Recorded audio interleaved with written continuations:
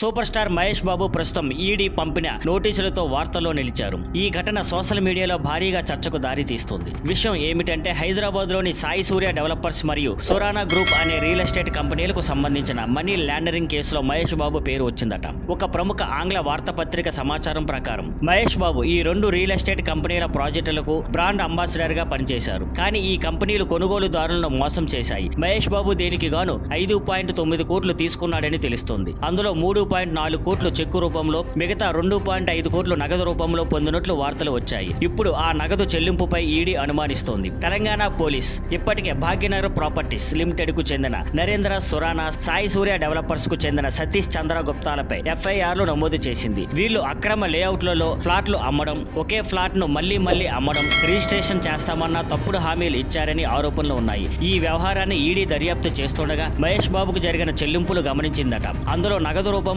ఇచ్చిన 2.5 కోట్లు money laundering భాగంగా ఉండొచ్చని ఈడీ అనుమానిస్తుంది. మహేష్ బాబును ఏప్రిల్ 27న విచారణకు హాజరు కావాలని నోటీసులు ఇచ్చారు. దీనిపై ఇంకా పూర్తి వివరాలు రావాల్సి ఉంది. Thank you for watching. Please like, share and subscribe.